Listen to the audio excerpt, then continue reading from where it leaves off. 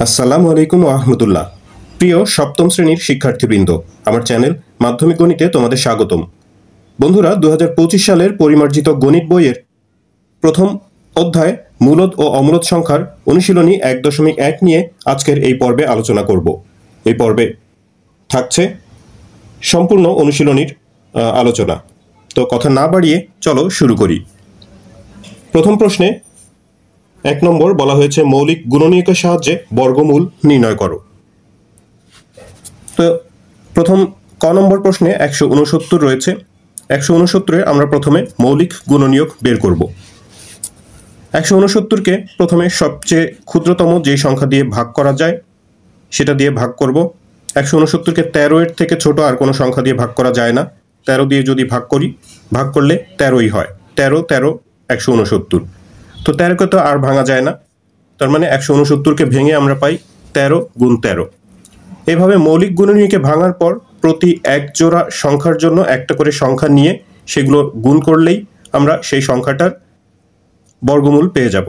তো root over ১৬৯ অর্থাৎ ১৬৯-এর বর্গমূল হচ্ছে, যেহেতু এখানে ১৩ দুইটা ১৩ এক জোড়া ১৩ পাওয়া গেছে, দুইটা ১৩ থেকে একটা ১৩ নিলেই সেটার বর্গমূল হয়ে গেল। খ নম্বর প্রশ্নে ৫২৯-এর বর্গমূল বের করব। ৫২৯-কে শুধু ২৩ দিয়েই ভাগ করা যায়। ২৩ দিয়ে ভাগ করলে ২৩ই হয়, তার মানে ৫২৯-এর মৌলিক গুণনীয়কে যদি আমরা বিশ্লেষণ করি ২৩ গুণ ২৩ হয়। তো দুইটা ২৩-এর জন্য একটা ২৩ যদি নেই তাহলেই ৫২৯-এর বর্গমূল পেয়ে যাব। গ নম্বর প্রশ্নে আছে ১৫২১। ১৫২১ বিজোড় সংখ্যা, ২ দিয়ে তো ভাগ যাওয়ার প্রশ্নই ওঠে না। ২ দিয়ে যে সংখ্যাগুলো ভাগ যাবে সেগুলোর একক স্থানে অবশ্যই ২, ৪, ৬, ৮, ১০ অর্থাৎ ০ থাকবে। তো এখানে বিজোড় সংখ্যা এটা। এখন ৩ দিয়ে ভাগ যায় কিনা সেটা বোঝার উপায় আছে একটা।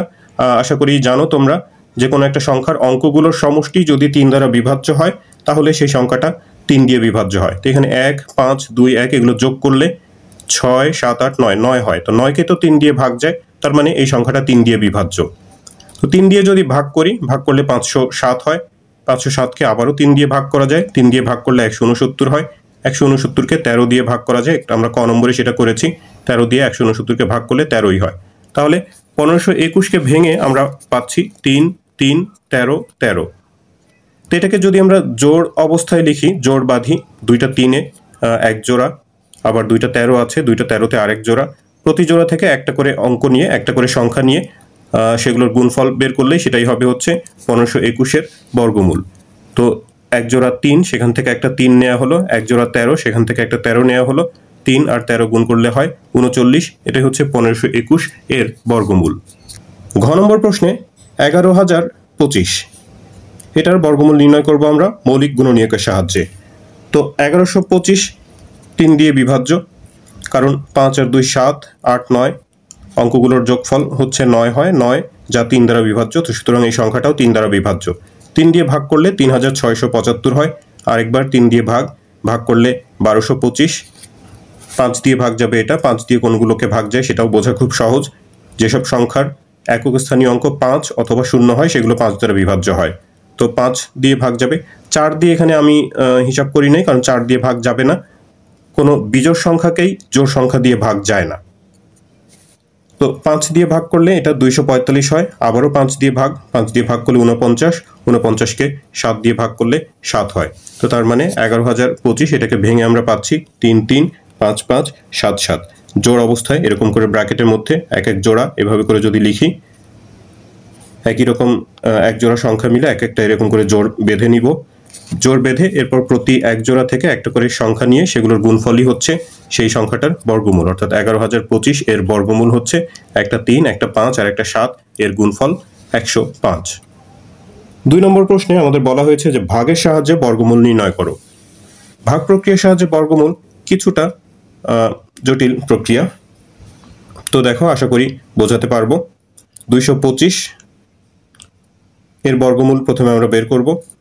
এটা হচ্ছে আমাদের পূর্ণ সংখ্যা, অর্থাৎ দশমিকের বাম দিকের সংখ্যা এটা। তো দশমিকের বাম দিকে এই ডান দিকের অঙ্ক থেকে শুরু করে প্রতি দুইটা মিলে দুইটা করে অঙ্ক নিয়ে আমাদের এরকম করে জোড় বাঁধতে হবে। ৫ আর ২, ২ অঙ্ক মিলে একটা জোড়। এর আগে তো আর দুইটা অঙ্ক নাই, তো তাহলে এটাতে এই ২-এ আর কোনো জোড় হয় না। এই জোড় অবস্থায় বোঝানোর জন্য জোড় বাদ বেঁধেছি সেটা বোঝানোর জন্য এরকম উপরে একটা বার সাইন দেওয়া হয়েছে। এই সাইন দেওয়াটা জরুরি না, জোড় অবস্থায় এই হিসাবটা করতে হবে সেটা জরুরি। এখানে এই চিহ্ন দেওয়াটা জরুরি না, বোঝানোর জন্য এভাবে দিয়েছি, তো দিলেও সমস্যা নাই। এখন এই যে প্রথমে যে 2 আছে, বা প্রথম যদি এখানে যদি আরও একটা অঙ্ক থাকতো তাহলে এখানে একটা জোড় অবস্থায় জোড় পেতাম। তো প্রথম জোড়ার জন্য বা এখানে যদি সিঙ্গেল ডিজিট থাকে তো তার জন্য এমন একটা সংখ্যা আমাদের এখানে নিতে হবে যার বর্গ করলে এই সংখ্যাটা মিলে যায় অথবা তার থেকে ছোট হয়, বড় কোনোভাবেই হওয়া যাবে না। তো সর্বোচ্চ আমরা এখানে 1 নিতে পারি, কারণ 1 এর বর্গ করলে এক অক্ষে 1 হয়। 2 যদি নেই, 2 এর বর্গ করলে 4 হয়ে যায়, সেটা এই 2 এর থেকে বড়, তো 2 নেওয়া যাবে না। 1 নিলে 1 এর বর্গ করলে 1 হয়। এরপর ভাগের মতো ভাগ যেমন আমরা বিয়োগ করি, 2 থেকে 1 বিয়োগ করলে 1 হয়। এখন ভাগের সাথে আমাদের এখানে পার্থক্য হচ্ছে ভাগে আমরা পরের একটা করে অঙ্ক নামাই, আর এখানে এই যে জোড় যে আছে এই জোড় ধরে অর্থাৎ 2টা করে অঙ্ক নামাতে হবে। তো পরের এই 25 যদি নামাই 125 হলো। এখন এই যে এইখানে একটা দাগ দিয়ে আমাদের কি করতে হবে, যে এইখানে আমাদের যে অঙ্কটা এসেছিল 1 এর দ্বিগুণ 2 সেটা এখানে নিতে হবে। এরপর একটা অঙ্ক এখানে নিতে হবে, সেই একই অঙ্ক এখানেও নিতে হবে। এমন একটা অঙ্ক নিতে হবে যে এই অঙ্কটা আর এখানকার পুরো সংখ্যাটা গুণ করে যেন এই 125-এর সমান হয় অথবা তার থেকে ছোট হয়। আমাদের প্রথমত এটা সমান করার চেষ্টা করতে হবে, সমান না হলে যেন ছোট হয়, বড় যেন না হয়। তো 25-এর সাথে 5 গুণ করলে 125 মিলে যায়, তো এই কারণে এখানে 5 নেওয়া হয়েছে।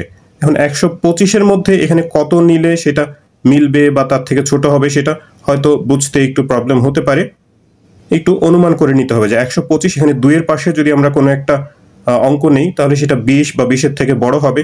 20 বা 20 ধরো যে 21 বা 22 সেটা 125-এর মধ্যে কতবার যেতে পারে সেরকম একটা ধারণা করে নিয়ে তারপরে এখানে কত হতে পারে প্রয়োজনে একটু রাফ করে দেখে নিতে পারো। তাহলে 25 আর 5 এখানে যদি গুণ করি আমরা তাহলে 125 মিলে যায়। তা আমাদের বর্গমূল হচ্ছে এই 15, অর্থাৎ 225 এর বর্গমূল 15। খ নম্বর প্রশ্নে 961-র বর্গমূল করতে বলা হয়েছে।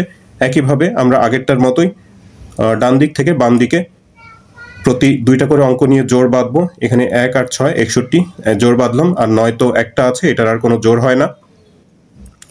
9-এর জন্য এমন একটা অঙ্ক এখানে নিতে হবে যার বর্গ করলে 9-এর সমান হয় বা ছোট হয়। তো 3 নিলে 9, 3 তিরিক্ষা 9 মিলে যায়। তো 3 নিলাম, 3 নিলে 9 বিয়োগ করে কিছু হয় না, তো পরের জোড় ধরে নামাতে হবে আমাদের। পরের জোড়টা হলো 61, সেটা নামানো হলো। এখন এই যে 3-এর দ্বিগুণ সেটা 6, সেটা এখানে নিতে হবে। তারপর আবার সেই একই কথা যে এমন একটা ডিজিট এখানেও নিতে হবে, সেই একই ডিজিটটা এখানেও নিতে হবে, যাতে করে এই পুরো সংখ্যাটার সাথে এখানকার এই যে ডিজিটটা নেওয়া হলো, অঙ্কটা নেওয়া হলো, সেটা গুণ করে যেন এই 61 সমান হয় বা তার থেকে ছোট হয়। তো আমরা যদি এখানে 1 নেই 61 হয়, 61 একবার 61 আর 1 গুণ করলে 61 মিলে যায়। তো তাহলে বর্গমূল হচ্ছে আমাদের 31, 961 এর বর্গমূল 31। গ নম্বর প্রশ্নে 3969-এর বর্গমূল বের করতে হবে। তো এখানে ডান দিক থেকে 2 অঙ্ক করে জোড় বাঁধলে এখানে 39 আর 69 2টা জোড় পাওয়া যায়। 39-এর জন্য আমরা যদি 6 নেই, 6 6 36, 7 নিলে 7 7 49 বেশি হয়ে যায়, তো 6 সর্বোচ্চ নিতে পারি। 6 6 6 36 হয়, 36 লিখলাম, বিয়োগ করে এখানে 3 হয়। পরের জোড় ধরে আমাদের নামাতে হবে 69, তাহলে 369 হলো। এখন এই যে 6-এর দ্বিগুণ 12 নিলাম এখানে। এখন এর পাশে যদি আমরা 3 নেই এখানেও তাহলে 3 নিতে হবে, 123 হয় এখানে। 123-এর সাথে 3 গুণ করে 369 মিলে যায়। তো তাহলে এই 3969-এর বর্গমূল হচ্ছে 63। ঘ নম্বর প্রশ্নে আছে 10,404। এখানে যদি আমরা জোড় বাঁধি, ডান দিক থেকে 2 অঙ্ক মিলে 4 আর 0 একটা জোড়, আবার এই 4 আর 0 মিলে আরেকটা জোড়, আর এই একটা এটা এককভাবে থেকে গেল। তো প্রথমে এই 1-এর জন্য আমরা 1ই নিতে পারি। 1-এর বর্গ করলে 1 হয়, এক অক্ষে 1, এখানে বিয়োগ করে কিছু থাকে না। পরের এই যে 0 4 পরের জোড়টা নামলো। এখন এই 1-এর দ্বিগুণ 2 সেটা এখানে নিলাম। 2-এর পাশে আমরা যদি 1ও নেই 21, এখানে তাহলে 1 নিতে হবে। 21 একবার দিলেও 21 অক্ষে 21 হয়ে যায়, কিন্তু এখানে আছে মাত্র 0 4 অর্থাৎ 4। তো তার মানে এটা এর মধ্যে একবারও দেয়া যায় না, তো এই কারণে এখানে শূন্য নেওয়া হয়েছে। এখানে যদি শূন্য নেই, এখানেও তাহলে শূন্য নিতে হবে।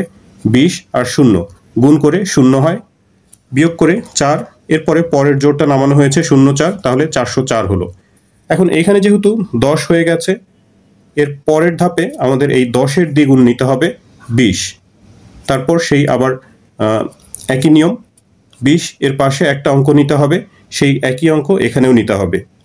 তো 20-এর পাশে যদি আমরা 2 নিই, 202 হয়, 202-এর সাথে এই 2 গুণ করলে 404 মিলে যায়। তাহলে 10,404 এর বর্গমূল হচ্ছে 102। 3 নম্বর প্রশ্নে বলা হয়েছে নিচের সংখ্যাগুলোকে কোন ক্ষুদ্রতম সংখ্যা দ্বারা গুণ করলে গুণফল পূর্ণবর্গ সংখ্যা হবে।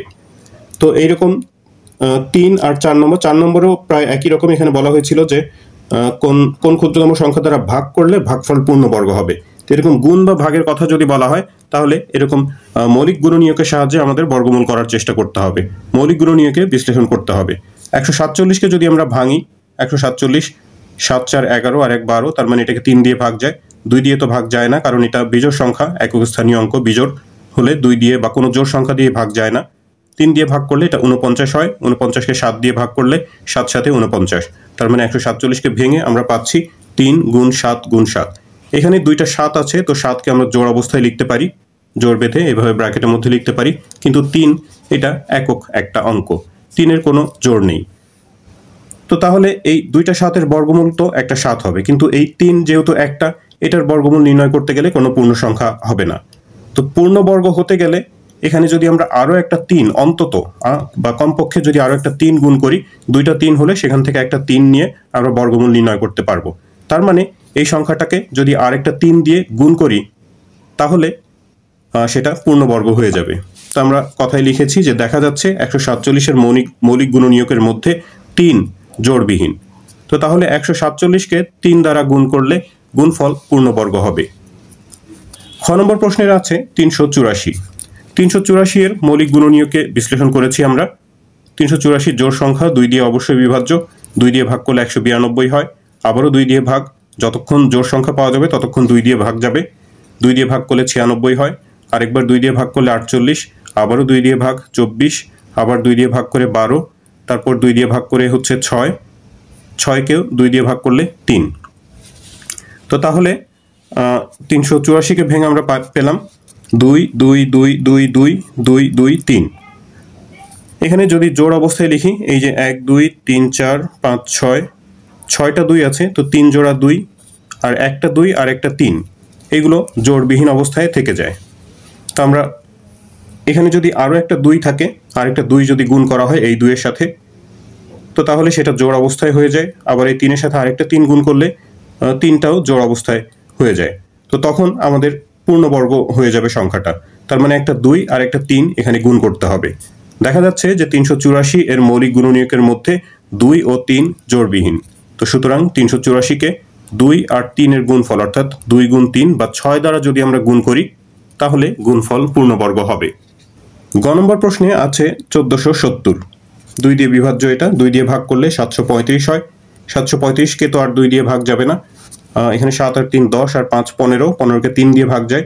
তার মানে এটাকে 3 দিয়ে ভাগ করা যাবে, 3 দিয়ে ভাগ করলে হয় 245। 4 5 9 আর 2 11, 11কে 3 দিয়ে ভাগ যায় না, 5 দিয়ে ভাগ যাবে এটা, যেহেতু একক স্থানীয় অঙ্ক 5 আছে। 5 দিয়ে ভাগ করলে আমরা পাই 49। 49কে 7 দিয়ে ভাগ করলে 7 7 49। তাহলে 1470কে ভেঙে পাচ্ছি 2 3 5 7 7। এখানে শুধু এই যে 2টা 7 আছে, এই 7টাকে শুধু আমরা জোড় অবস্থায় লিখতে পারি, আর এই 2 3 5 এগুলো সব জোড়বিহীন। তাহলে একটা 2 একটা 3 আর একটা 5 আমাদের দরকার পূর্ণবর্গ হওয়ার জন্য। তো দেখা যাচ্ছে 1470-এর মৌলিক গুণনীয়কের মধ্যে 2 3 ও 5 জোড়বিহীন। তো তাহলে 1470-কে যদি আমরা 2 3 আর 5-এর গুণফল অর্থাৎ 30 দ্বারা গুণ করি, তাহলে গুণফল পূর্ণবর্গ হবে। ঘ নম্বর প্রশ্নে আছে 23,805। এটা 3 দিয়ে বিভাজ্য একটা সংখ্যা। 3 দিয়ে ভাগ করলে 7,935 হয়, আরেকবার 3 দিয়ে ভাগ করলে 2,645। 5 দিয়ে ভাগ যায়, 5 দিয়ে ভাগ করলে 529 হয়। 529কে 23 ছাড়া আর কোনো কিছু দিয়ে ভাগ করা যায় না, 23 দিয়ে ভাগ করলে 23ই হয়। তো তাহলে এই 23,805 এটাকে ভেঙে আমরা পাচ্ছি 3 3 5 23 23, এগুলোর গুণফল। তো এখানকার 2টা 3 আছে, এটাকে জোড় অবস্থায় লিখতে পারি, দুইটা 23 আছে, সেটাও জোড়বদ্ধভাবে লিখতে পারি, কিন্তু একটা 5 সেটা জোড়বিহীন অবস্থায় থেকে যায়। তো আরেকটা 5 দিয়ে যদি এটাকে গুণ করতে পারি ন্যূনতম, তাহলে এটা পূর্ণবর্গ সংখ্যা হয়ে যাবে। তো দেখা যাচ্ছে 23,805 এর গুণনীয়কের মধ্যে 5 জোড়বিহীন। তো সুতরাং 23,805কে 5 দ্বারা গুণ করলে গুণফল পূর্ণবর্গ হবে। 4 নম্বর প্রশ্নের কথা আমি আগেই বলেছি, এটা 3-এর মতোই। একইভাবে এই মৌলিক গুণনীয়কের মাধ্যমে বিশ্লেষণ করে তারপরে পাওয়া যাবে আমাদের উত্তর। বলেছে যে নিচের সংখ্যাগুলোর কে কোন ক্ষুদ্রতম সংখ্যা দ্বারা ভাগ করলে ভাগফল পূর্ণবর্গ হবে। 972কে আমরা মৌলিক গুণনীয়কে বিশ্লেষণ করেছি। 2 দিয়ে ভাগ করলে 972কে ভাগ করে 486 হয়, আবার 2 দিয়ে ভাগ করে 243 হয়। 243 3 দ্বারা বিভাজ্য। 3 দিয়ে ভাগ করলে 81, 81কে আবার 3 দিয়ে ভাগ করলে 27, 27কে 3 দিয়ে ভাগ করে 9, 3 তিরিক্ষা 9। তাহলে 972কে ভেঙে আমরা পাচ্ছি 2 গুণ 2 গুণ 1 2 3 4 5, 5টা 3-এর গুণফল। তাহলে এই যে এই 2টা 2 মিলে এক জোড়া 2, তারপরে এখান থেকে 2টা 3, আরও 2টা 3, একটা 3 জোড়বিহীন অবস্থায় থেকে গেল। তো আমাদের প্রশ্ন হচ্ছে যে কি দিয়ে ভাগ করলে, কোন সংখ্যা দিয়ে ভাগ করলে সেটা পূর্ণবর্গ হবে। যদি আমরা এই সংখ্যাগুলোকে 3 দিয়ে ভাগ করি তাহলে এই 3টা কাটা যাবে। 3 কাটা গেলে তখন যেহেতু এই যে বাকি অঙ্কগুলো, বাকি সংখ্যাগুলো সব জোড়বদ্ধভাবে আসছে, সেগুলোর বর্গমূল পূর্ণ সংখ্যা আসবে। তো তার মানে এই 3 দিয়ে যদি ভাগ করি তাহলেই সেটা পূর্ণবর্গ হয়ে যাবে। তো দেখা যাচ্ছে 972-এর মৌলিক গুণনীয়কের মধ্যে 3 জোড়বিহীন। তো সুতরাং 972কে 3 দ্বারা ভাগ করলে ভাগফল পূর্ণবর্গ হবে। খ নম্বর একই নিয়ম, 4056কে আমরা প্রথমে এরকম মৌলিক গুণনীয়কে বিশ্লেষণ করেছি। 4056 মৌলিক গুণনীয়কে বিশ্লেষণ করে যে সংখ্যাগুলো পাওয়া গেছে সেগুলোকে জোড়বদ্ধভাবে যদি লিখি, এক জোড়া 2, এক জোড়া 13, আর 2 আর 3 এগুলো জোড়বিহীন অবস্থায় থেকে যায়। তাহলে একটা 2 এখানে ভাগ করলে এই 2টা কাটা যাবে, একটা 3 দিয়ে ভাগ করলে এই 3টাও কাটা যাবে। তার মানে 2 আর 3-এর গুণফল 6 দিয়ে যদি এই সংখ্যাটাকে ভাগ করা হয়, অর্থাৎ 4056কে ভাগ করা হয়, তাহলে সেটা পূর্ণবর্গ হয়ে যাবে। আমরা লিখেছি যে দেখা যাচ্ছে 4056-এর মৌলিক গুণনীয়কের মধ্যে 2 ও 3 জোড়বিহীন। তো সুতরাং 4056কে 2 গুণ 3 বা 6 দ্বারা ভাগ করলে ভাগফল পূর্ণবর্গ হবে। 4-এর গ নম্বর প্রশ্নে 21,952 এটাকে কোন সংখ্যা দিয়ে, ন্যূনতম বা ক্ষুদ্রতম কোন সংখ্যা দিয়ে ভাগ করলে সংখ্যাটা পূর্ণবর্গ হবে সেটা বের করতে হবে। তার জন্য আমরা এটার মৌলিক গুণনীয়কে বিশ্লেষণ করছি। প্রথমত এটা 2 দিয়ে বিভাজ্য, এভাবে করে 1 2 3 4 5 6, 6টা 2, 6 বার 2 দিয়ে এটাকে ভাগ করা যাবে। ভাগ করার পর 343 আসে, 7 দিয়ে ভাগ করা যায় এটাকে, 7 দিয়ে ভাগ করলে 49, 49 আবার 7 দিয়ে বিভাজ্য, 7 7 49, অর্থাৎ 21,952 এটাকে ভেঙে আমরা এই যে এই লাইনটা পাচ্ছি। এগুলোর একই রকম সংখ্যাগুলো মিলে যদি আমরা জোড়বদ্ধ অবস্থায় লিখি, এই যে এক জোড়া 2, আরেক জোড়া, আরেক জোড়া 7, এক জোড়া, একটা 7 শুধু জোড়বিহীন অবস্থায় থেকে যায়। তো একটা 7 জোড়বিহীন অবস্থায়, এই 7টা যদি না থাকতো তাহলেই এটা পূর্ণবর্গ হতো। তো 7 দিয়ে যদি ভাগ করি তাহলে এই 7 কাটা যাবে, তার মানে তখন সেটা পূর্ণবর্গ হয়ে যাবে। দেখা যাচ্ছে 21,952 এর গুণনীয়কের মধ্যে 7 জোড়বিহীন। তো সুতরাং 21,952কে 7 দ্বারা ভাগ করলে ভাগফল পূর্ণবর্গ হবে। 5 আর 6 নম্বর প্রশ্নটা খেয়াল করো, দুটো সংখ্যা দিয়ে আছে, 5 নম্বরে একটা, 6 নম্বরে একটা। 5 নম্বরে বলা হয়েছে কোন ক্ষুদ্রতম সংখ্যা বিয়োগ করলে বিয়োগফল পূর্ণবর্গ হবে, আর 6 নম্বরে বলা হয়েছে কোন ক্ষুদ্রতম সংখ্যা যোগ করলে যোগফল পূর্ণবর্গ হবে। এরকম যদি যোগ বিয়োগের কথা বলা হয় তখন আমাদের ভাগ প্রক্রিয়ার সাহায্যে বর্গমূল করতে হবে। তো 5 নম্বর প্রশ্নে বলা হয়েছে যে 4,639 থেকে কোন ক্ষুদ্রতম সংখ্যা বিয়োগ করলে বিয়োগফল একটা পূর্ণবর্গ সংখ্যা হবে। আমরা এটা প্রথমে 4,639 এটাকে আমরা ভাগ প্রক্রিয়ার সাহায্যে বর্গমূল করার চেষ্টা করি। জোড় বেঁধে যে 39 ডান দিক থেকে 2 অঙ্ক করে যদি জোড় বাঁধা হয় তাহলে এই যে প্রথম জোড়টা হলো 46, 46-এর জন্য আমরা এখানে সর্বোচ্চ 6 নিতে পারি, 6 বর্গ করলে 36 হয়, 7 নিলে 49 হয়ে যায়, 7 7 49, 46-এর থেকে বেশি হয়ে যায়, এই কারণে 6 নিলাম। 6 নিলে 6 6 36, এরপর 46 থেকে 36 বিয়োগ করলে 10, পরের জোড় 3 9 39 নামানো হলো। 6-এর দ্বিগুণ আমাদের নিতে হবে এখানে 12, এরপর একটা অঙ্ক এখানে এবং সেই একই অঙ্কটা এখানেও নিতে হবে, যাতে করে এই অঙ্কের সাথে 128 গুণ করে এই 1039-এর সমান হয় অথবা তার থেকে ছোট হয়। তো এটা সমান হয় না, 8 আর 128 গুণ করলে 1024 হয়। যদি এখানে 9 নিতাম তাহলে সেটা অনেক বেশি হয়ে যেত, তো বেশি হওয়া যাবে না। সর্বোচ্চ এখানে 8 নেওয়া যায়, 1024 হয়, বিয়োগ করে হচ্ছে 15। এই 15টা অবশিষ্ট। যদি 15 এখানে কম হতো, যে এই সংখ্যা 4639, এই সংখ্যাটা যদি 15 কম হতো তখন তো আর এই 15 অবশিষ্ট থাকতো না। তার মানে এই 4639 এখান থেকে যদি আমরা 15 বিয়োগ করি ন্যূনতম, তাহলে এই সংখ্যাটা পূর্ণবর্গ হবে। তো আমরা এখানে কথা দিয়ে সেটা বুঝিয়ে দিয়েছি যে ভাগ প্রক্রিয়ার সাহায্যে হবে এখানে, অথবা ভাগ প্রক্রিয়ার সাহায্যে 4639 বর্গমূল করে 15 অবশিষ্ট থাকে। তো সুতরাং 4639 থেকে ক্ষুদ্রতম 15 বিয়োগ করলে বিয়োগফল পূর্ণবর্গ হবে। অনুশীলনী 1.1 এর সর্বশেষ প্রশ্ন 6 নম্বর। 5605 এর সাথে কোন ক্ষুদ্রতম সংখ্যা যোগ করলে যোগফল একটি পূর্ণবর্গ সংখ্যা হবে? তো 5605 ভাগ প্রক্রিয়ার সাহায্যে যদি আমরা এটার বর্গমূল করার চেষ্টা করি, প্রথম জোড় 56, 56-এর জন্য আমরা এখানে সর্বোচ্চ 7 নিতে পারি, 7 7 49 হয়। 8 নিলে 8 8 64 বেশি হয়ে যাবে, তো 7 নিলে 49, বিয়োগ করে 7, পরের জোড় 05 নামানো হলো, তাহলে এখানে 705 হলো। 7-এর দ্বিগুণ নিতে হবে, 7 2 14, এরপর একটা অঙ্ক এখানে, সেম অঙ্কটা এখানেও নিতে হবে, তাহলে এখানে 4, এখানে 4 নেওয়া হয়েছে, 144 আর 4 গুণ করে 576 হয়। এখানে যদি 5 নেই তাহলে 145, এখানেও 5 নিতে হবে, সেই ক্ষেত্রে 145 আর 5 গুণ করলে সেটা 705 অপেক্ষা অনেক বেশি হয়ে যায়। তো আমরা এখানে সর্বোচ্চ 4 নিতে পারি, নিয়ে 576 হলো, বা 705 থেকে সেটা বিয়োগ করে 129। এখন আমাদের প্রশ্ন হচ্ছে যে এই 5605 এর সাথে কি যোগ করলে, কোন ক্ষুদ্রতম সংখ্যা যোগ করলে সেটা পূর্ণবর্গ হবে? এর সাথে যদি কিছু যোগ করা হয় তাহলে বর্গমূল তো সেই ক্ষেত্রে ন্যূনতম বর্গমূলটা হবে হচ্ছে 75, অর্থাৎ 74 এর সাথে 1 বেশি হয়ে যাবে, তখন 75 হবে। তো 75 যদি বর্গ সংখ্যা হয় তাহলে এর সাথে আর কত যোগ করে সেই 75টা পাওয়া যাবে? তো আমরা এখানে লিখেছি যে 5605 এটা পূর্ণবর্গ নয়, এর সাথে ক্ষুদ্রতম সংখ্যা যোগ করলে সেক্ষেত্রে বর্গমূল হয়ে যাবে 74 আর 1 75। বর্গমূল যদি 75 হয় তাহলে বর্গ সংখ্যাটা, অর্থাৎ 75-এর বর্গ হচ্ছে 75 স্কয়ার বা 75 গুণ 75, 5625। অর্থাৎ সংখ্যাটা যদি 5625 হতো তো সেই ক্ষেত্রে বর্গমূল হতো 75, অর্থাৎ পূর্ণবর্গ হতো। এটা একটা পূর্ণবর্গ, কারণ এটার বর্গমূল হচ্ছে 75। এখন 5625 হতে গেলে আমাদের যে প্রদত্ত সংখ্যাটা আছে 5605, তার সাথে যদি আর 20 যোগ করি, সেটা আমরা যেভাবে বিয়োগ করে পেতে পারি। নির্ণয় ক্ষুদ্রতম সংখ্যা 5625 থেকে 5605 বিয়োগ করে হচ্ছে 20, অর্থাৎ যদি এই 5605 এর সাথে 20 যোগ করা হয় তখন সেটা 5625 হয়ে যাবে, তখন সেটার বর্গমূল হবে 75, অর্থাৎ পূর্ণবর্গ সংখ্যা হবে তখন সেটা। তো তাহলে নির্ণয় ক্ষুদ্রতম সংখ্যাটা হচ্ছে 20। তাহলে শিক্ষার্থী বন্ধুরা, এই 1.1 এখানেই শেষ হচ্ছে।